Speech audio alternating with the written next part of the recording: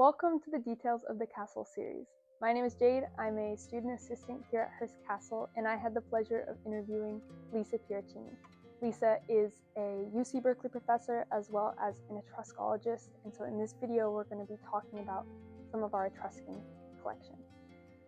Lisa is a well-published scholar in her field. Specifically, she focuses on the ancient Mediterranean, or ancient Italy, and the Etruscans. She's also the founder of the Bucchero Center for the Study of Ancient Italy, and I hope you enjoy this video. Thank you so much for joining me for this interview. My pleasure, Jade. It's nice to be here. Awesome. I thought we could get started with just like a very general question to set the scene, kind of.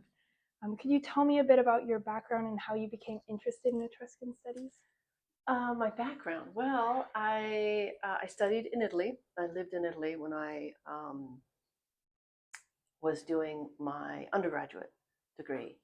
And it was in that moment where I visited Etruscan sites.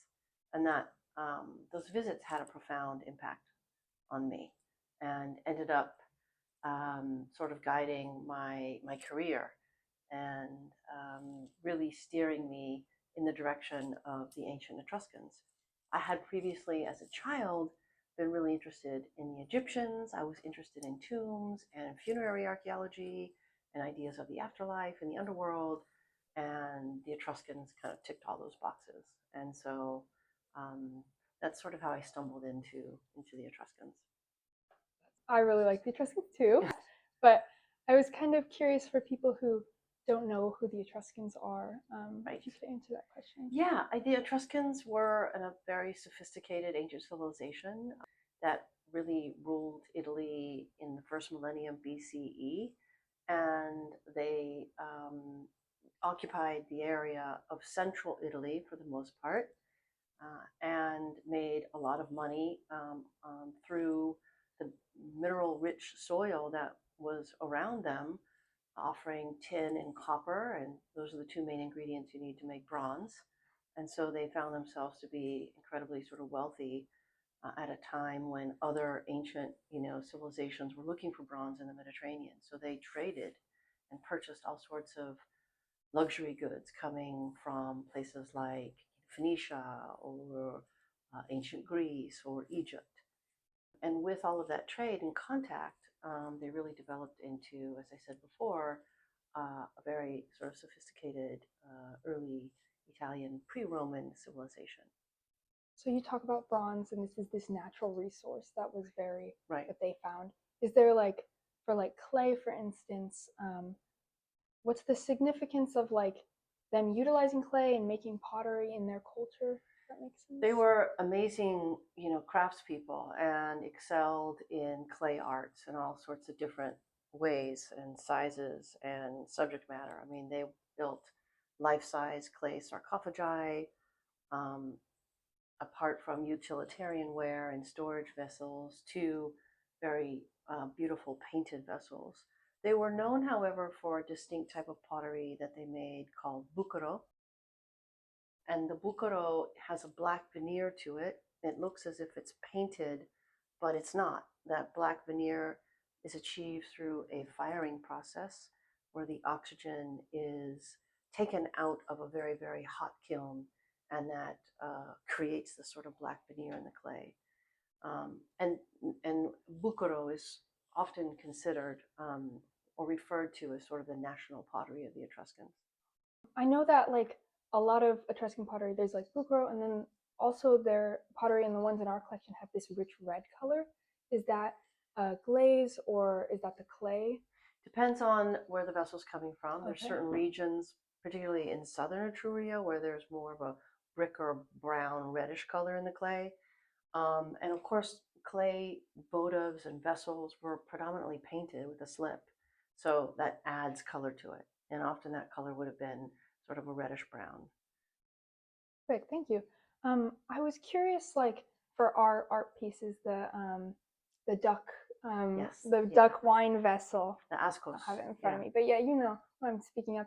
There's like, first, do ducks have significance? And also there's like specific designs on the outside of that duck vessels? Yeah, those duck vessels are fascinating, first and foremost because they're really difficult to craft. Yeah, because I'm they're sure. hollow on the inside and it has the form of a duck and then it's painted very beautifully.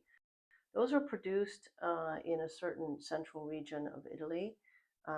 And Etruscans were known for their independent city states, which would excel in certain types of crafts. So, alabaster cinerary urns being carved at Volterra, for example, life size clay sarcophagi were manufactured at ancient Caire.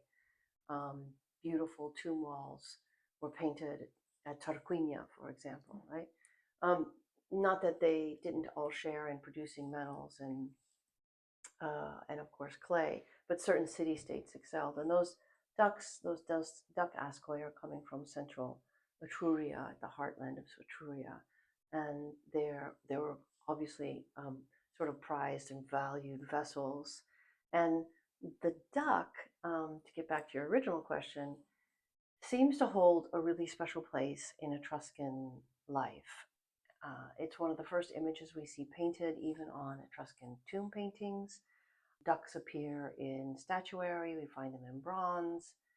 It may have to do with the fact that they, sort of excel in those three realms. They can fly, walk on ground, and then dive into the water, which may be a metaphor for, the underworld. But that's purely speculative. Okay. I remember the Tomb of Ducks. That's right. I really liked that one. The Tomb of the Ducks. But I was curious, like in tombs and in like other art pieces by the Etruscans, there's also like a mix of like Greek, Apulian, or Etruscan, where it's like for instance, Hercules or Herco. Hercle. Hercle. Thank Yeah. you. That's a Greek myth, but like the Etruscans kind of Etruscanized it in a way. Could you talk? Yes, I think that's a good question. I think we really have to be careful about what we say about the relationship between the Greeks and the Etruscans, because I think it's very clear based on archaeological evidence that the Etruscans traded with Greeks. Greeks were in need of bronze, and the Etruscans were avid admirers of Greek pottery, so imported a lot of Greek pottery. In fact, more Greek pottery has survived intact in Italy today than in actually Greece proper, and that's thanks to the Etruscans, who purchased hundreds and hundreds of these vessels and packed them into their tombs. But having said that, Etruscans exerted and expressed their own, artistic footprint in everything that they did. They were great adopters and adapters. So importing items from Phoenicia, for example, or even Egyptian works of art or Greek works of art, added to their own sort of artistic language. But that art language was their very own. And that's what is so unique about Etruscan art. It has a certain gusto or says zest for life, I would say.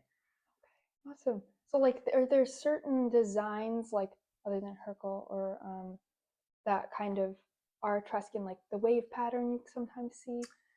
I don't know if that's particularly Etruscan, Okay. but wave patterns were popular on vase painting and certainly popular in tomb painting, from the very early Etruscan tombs we find throughout the late Etruscan period.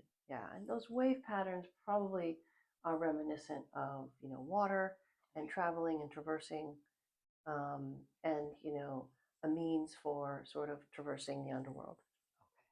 When you're teaching the Etruscans for this first time, what's one misconception that you often try to correct?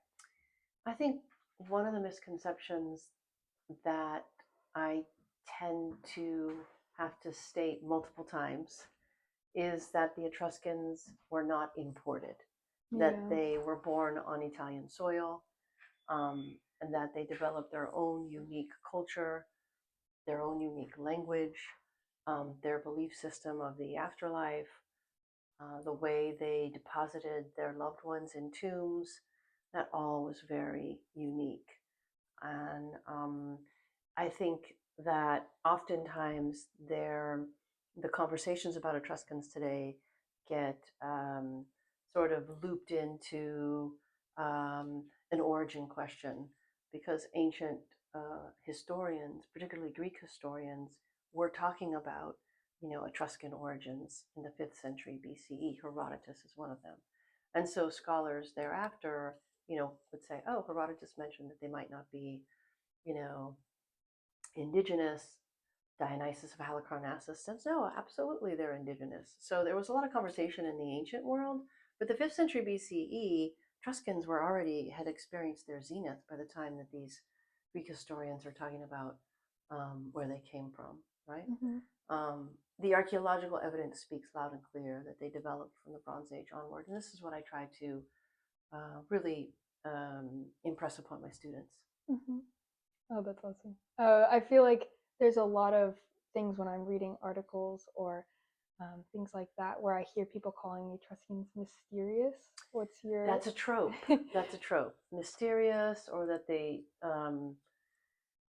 sort of arrived out of nowhere and then disappeared. I mean, those are all tropes that have to do with this whole mystery aspect or veneer that the Etruscans have taken on. I think in part that's due to the fact that their language is not related to Greek and it's not related to Sanskrit, so it's a non-Indo-European language, which was obviously not a problem for the Etruscans. It's a problem for us today as we try to understand it. And so that sort of encapsulated the Etruscans, their language, into this sort of mysterious box. And then, I think the fact that they were colonized by Rome and Romanized essentially by the 1st century BCE. Their language was no longer, written. It didn't mean people stopped speaking Etruscan, but the official language, of course, was Latin, and they had a complete loss of their culture, their land, and their, political agency at that particular time. And so that happened quite rapidly, and they become sort of then Romanized Etruscans, if you will. I don't know if I answered your question. I think you did, yeah. I was also curious, like, if you could talk a bit more about the Etruscan language, like that no longer, it's that we don't have enough evidence, right? So we have a lot of inscriptions, but the inscriptions for the most part are in the form of funerary inscriptions. So so-and-so died, related to so-and-so, and did this in their lifetime. And it's really difficult to reconstruct an entire language based on funerary inscriptions. So gone are the prose, the poetry, the histories. Now we know that they wrote a lot. The Romans called them the people of the book. So they wrote extensively. There's no doubt about that. But sadly, precious few of their writings have survived. Now there are some remarkable exceptions. There is a linen scroll that was inscribed in Etruscan that was found wrapped around a mummy in Egypt. And so that just, adds more questions. How did that linen scroll get to Egypt, and who was this woman that it was wrapped around? It's difficult to answer those questions. But that linen scroll, it's called the Liber Lentius, has offered us the longest Etruscan inscription to date. And it is being deciphered by Etruscan language specialists. The word vinum, which is the word for wine, is mentioned several times. And there are recipes, and incantations about what to do on certain days for certain Etruscan religious rituals. We know that is part of the text. So it's almost if a guidebook, if you will, for certain sort of religious practice. And that's an invaluable find for sure. We have other lengthier inscriptions, some on bronze and some on clay.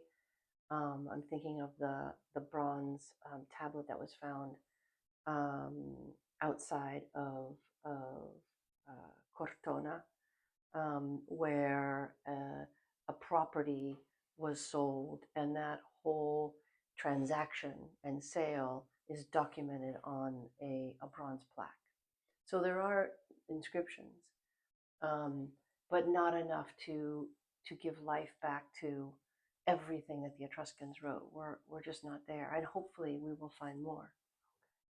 Yeah, I think you mentioned like wine somewhere in there, and it reminded me of Like, was wine very important to the Etruscans? And we have our duck wine vessel. Yes, wine was incredibly important to the Etruscans, and we know that they were cultivating wine early on.